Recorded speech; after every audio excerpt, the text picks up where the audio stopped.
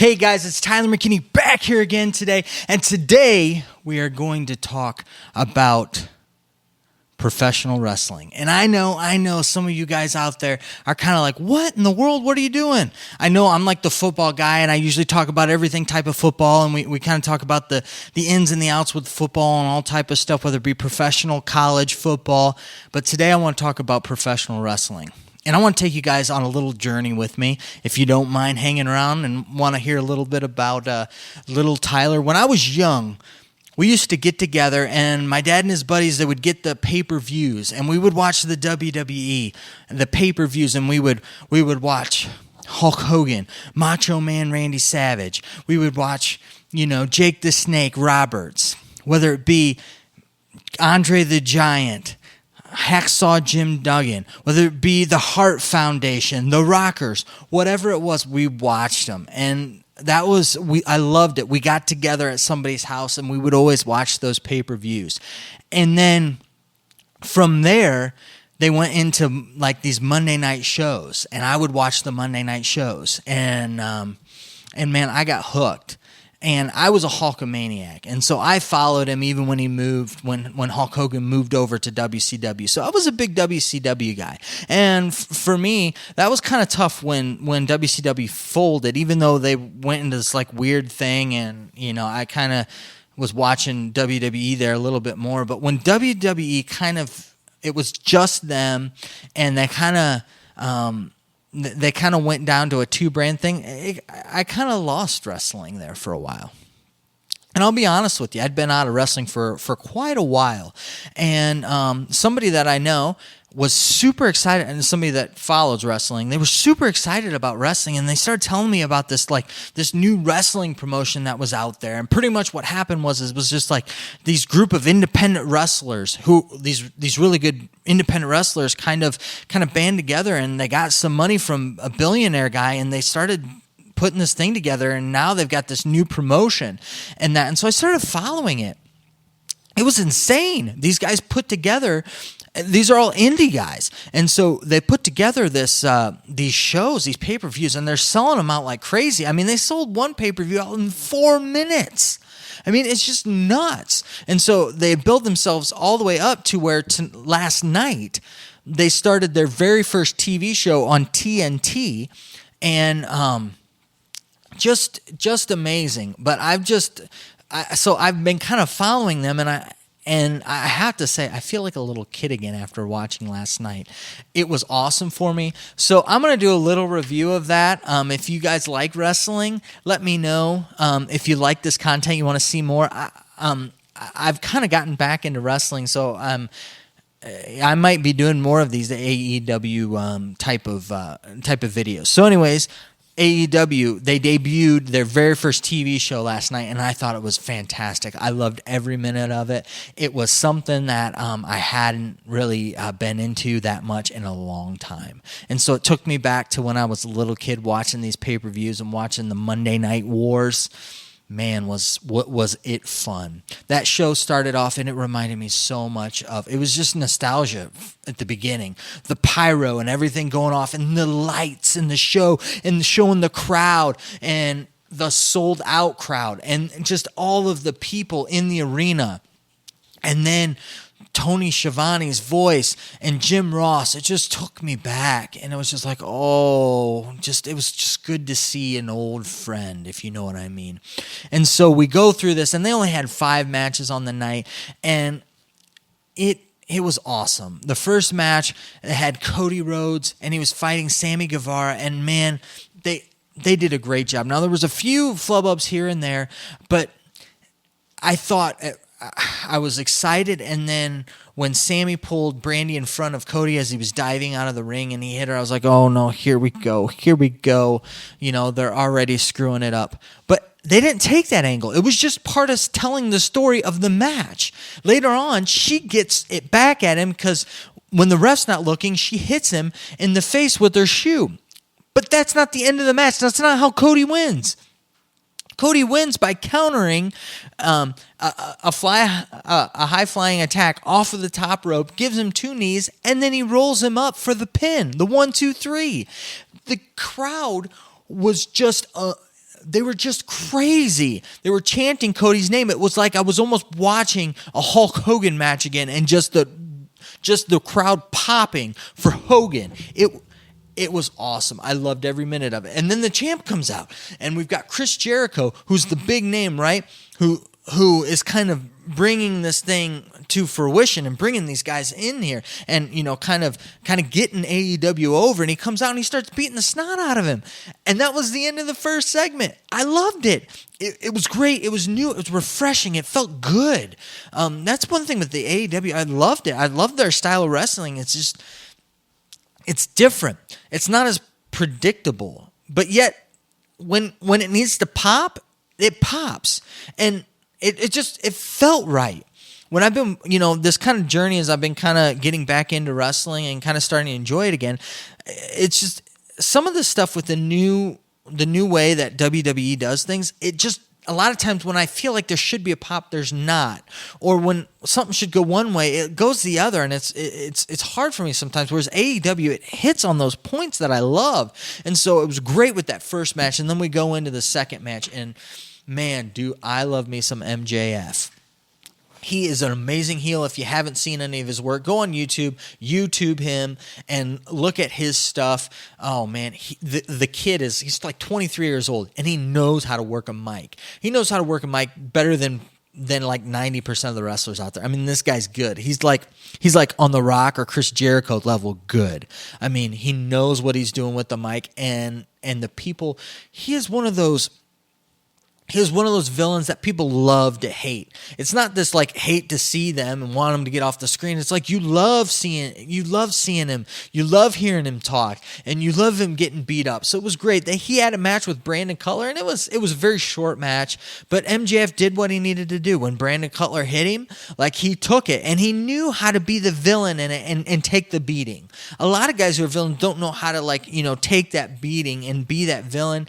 I mean, he gives a low blow, and then turns around, finishes him off with a submission, and he wins. It was perfect. That's what you want out of your villain, and that's how it was. It was fantastic. They did great. And then from there on, so we go from there, and they go into kind of these promos, and that's the one thing is that they're still working on their whole promo thing, but I love it. They've got, so SCU is kind of one of their tag team, like, it's kind of, there's three of them, so it's kind of more of a stable but it's not really like a big stable, so I don't know if you really want to call it a stable, but that's got Christopher Daniels in it, and so he's kind of the name of it, but these guys come out and they cut a promo, but they cut a promo on the ramp. I mean, you just don't see that a lot in wrestling. A lot of times, WWE does all their stuff on the backstage and that. So it was cool to see how they did it in front of the fans and kind of interacted with the fans, and I loved it.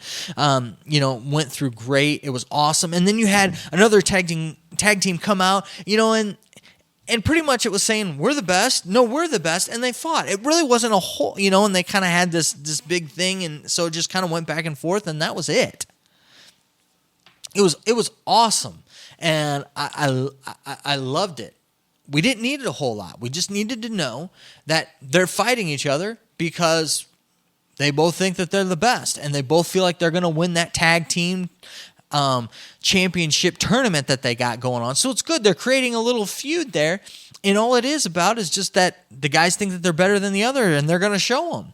And so they were coming out, and they were laying their claim to what it was, and showing that that they're going to be the tag team. I loved it.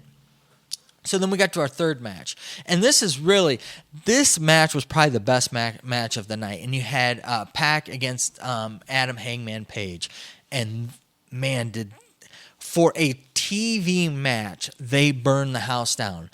I have not seen a match on TV like this in a while, where they have pulled out all the stops. They gave them some high flying stuff. Now they could have gone kind of taken it to they didn't really take it to pay-per-view level, but they definitely took it to another level that we just haven't that I just haven't really really gotten into with WWE since I've been kind of watching wrestling back. But man, it was awesome. I mean, and it showed how Pac is kind of, he was kind of the bad guy, and he got the low blow in there that then led to him doing his finisher, then getting his devastating submission move on there. It was just great. I mean, these guys laid it all out. These guys were hard professionals. You saw it, you knew it. These guys are like, these guys are main card guys. These aren't mid card. These are top tier guys, and you showed it. So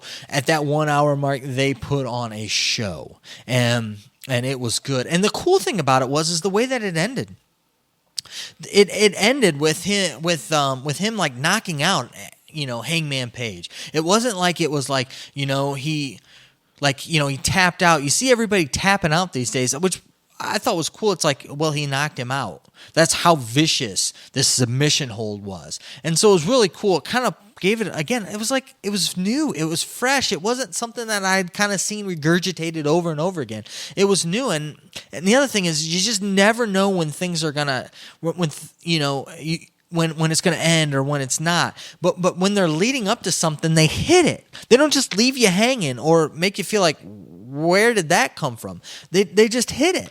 And it worked well. And the thing was, it was again, there really wasn't, they told you kind of what it was. It was a match that they couldn't do before that they were going to do again. And it was just two guys who were just fighting to show who's better. Because remember, in AEW, wins matter, so your record matters. And it was huge because Pac's now 2-0, and he's showing just what kind of a force he is, and a man to be feared. So it's got kind of Adam Hangman Page. He's kind of coming in there and kind of looking, he's got to figure things out. He's the young guy who's got to figure this stuff out, which is good. So it'll be interesting to see how they take these stories and move with them. The fourth match, it was all right. It was the women's title match, which was fine. I like the fact that Rio won, and I think that they did a fantastic match. It was a good match, and that with it, which is totally fine. I love, I love the fact that women are wrestling, and I love women wrestling with it. And it's nothing to do with it. I'm just not as into the the women's division as some people are. But these women put it all out on the line, and they did well. They both popped for each other when they needed to. They took a crowd that really wasn't into their match, and they took it to the next level, which says a lot. By the end of the match, they had the crowd into the match. And if you can do that, that's hats off to you, props to you, because you did a fantastic job in that. And that's what they did. And I like the fact that Rio came out with the win. And the other thing is like, this is an American show, but if you watch any of it, Rio, she can't speak. I don't know if it's very good English or whatever, because they subtitled all of her Japanese when she was speaking and kind of all of the promo stuff. So it was really cool to see that, and to see her, that them to take that and have her win the women's championship, even though she doesn't really speak English, and the crowd's still popping for her, which was awesome. So I thought that was cool, but it was probably like my least favorite of the night and whatever. So we got to the main event, and I'm kind of thinking now, if you're a person who's been into American wrestling, a lot of times tag team wrestling, really isn't the big thing. But man, with these 6-man tag matches, these have been fun, because usually, like when I've watched them, within WWE or WCW, it was always kind of like you had one guy fighting one guy, and then so it was kind of like a singles match inside of a singles match. But with theirs, it's weird. They said they got like some like 10-second rule or something like that, where they can do tag team stuff. And man, they're just doing all sorts of crazy stuff. And so the match starts off, and right away Jericho, kind of gets one of the Young Bucks. He gets Kenny Omega into.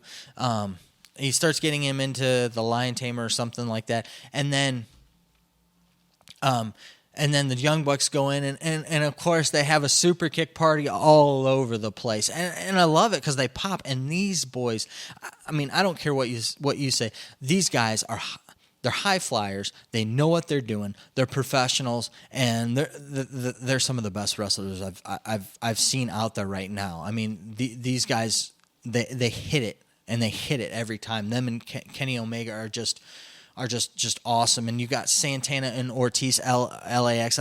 They're not calling them LAX, so they're just calling them Santana Ortiz. I might refer to them as LAX, that they are. These 6 guys in the ring, Jericho with LAX, and then against Kenny Omega and the Young Bucks, these guys these guys are professional. They are top shelf guys, and they showed it. So what happens early on in the match?